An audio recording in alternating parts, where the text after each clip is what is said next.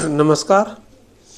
Are के त्यागी, Ghaziabad NCR Delhi. ओम सच्ची जनवाणी नमे चैनल पर आपका स्वागत है। Please subscribe YouTube channel, share the video. UFBU से संबद्ध यूनियनों को लिखे खुले पत्रकार हिंदी संस्करण।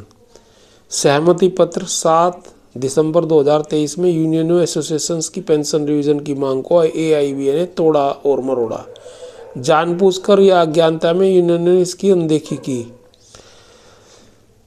वो जानबूझकर की, अज्ञानता का तो कोई प्रश्न ही नहीं उठता, लेकिन जानबूझकर की उन्होंने, विद डेलिब्रेट इंटेंशन। एमओयू 7 दिसंबर 2023 के बिंदु 5 में उल्लिखित सभी सेवानिवृत्त लोगों के लिए पेंशन के अद्यतनीकरण के लिए यूनियन एसोसिएशन की मांग पर प्रतिकूल प्रभाव डाले बिना ठीक है, लेकिन बाद में आईबीए के कंटेंशन पर प्रतिकूल प्रभाव डाले बिना शब्दों को दूसरे दस्तावेज में एमओयू के पक्षकारों के बीच बिना किसी बातचीत और सहमति के एआईबीए द्वारा कैसे डाल दिया गया, ये गंभीर सवाल है। 7 दिसंबर 2023 के एमओयू में ऐसा कोई एआईबीए का कंटेंशन नहीं है। उस दिन केवल यूनियनों एसोसिएशन की पेंशन संशोधन की मांग थी और आईबीए अद्यतन मांग पर प्रतिकूल प्रभाव डाले बिना मौजूदा द्विपक्षीय समझौते संयुक्त नोट के तहत 31/10/2022 तक के सभी पेंशन भोगियों को मासिक अनुग्रह राशि का भुगतान करने पर सहमति बनी थी। यूनियनों एसोसिएशनों की पेंशन संशोधन की अविवादित मांग को विवादित करने के एकमात्र इरादे से, जैसा कि 7/12/2023 को सहमति हुई थी, बाद में एआईबीए ने गलत इरादे से जानबूझकर इसमें आईबीए कंटेंशन का मुद्दा जोड़ा। इसके निहितार्थों का संज्ञान आप सभी यूनियन एसोसिएशन द्वारा अभी तक नहीं लिया गया है। आप में से किसी ने भी अब तक आईबीए के कदम का न तो प्रतिवाद किया न ही खंडन किया। यह आईबीए का आफ्टर थॉट है और आईबीए ने यूनियनों एसोसिएशनों की पेंशन संशोधन मांग के समानांतर काउंटर नैरेटिव खड़ा करने के लिए अपना कंटेंशन उठाया है। यह दिनांक 7/12/2023 के एमओयू की पवित्रता को दूषित करता है।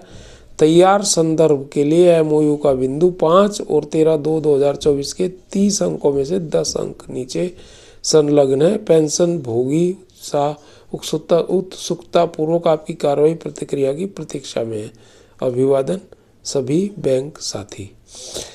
और ये क्या है, अपेंडिक्स 1 में क्या लिखते हैं ये मैं आपको बता देता हूँ। क्या लिखते हैं, ये अपेंडिक्स 1 में था 5 point without prejudice to the demand of unions and associations for obtain of pension or all retirees. It is also agreed that as a one-time measure applicable for the present bipartite joint note period, monthly ex gratia amount will be considered along with pension by PSBs.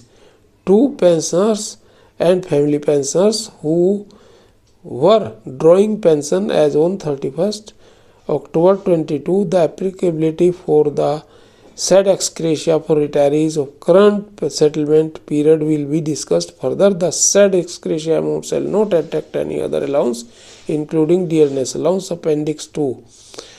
10.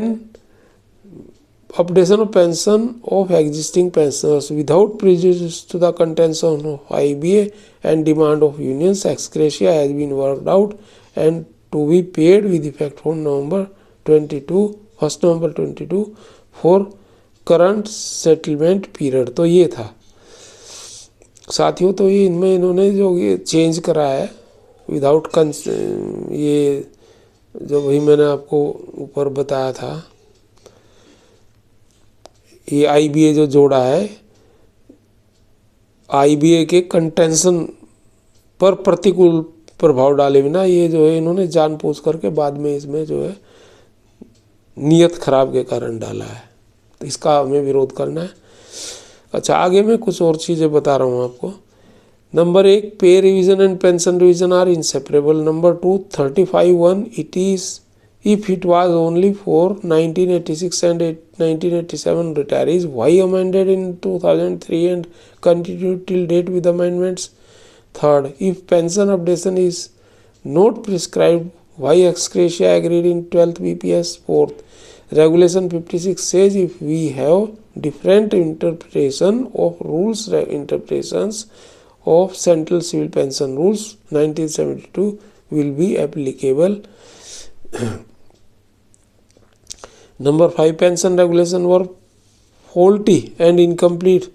That is why strike clause and in fortification of service clause were removed and clear clause to updation of pension needed in 35(1).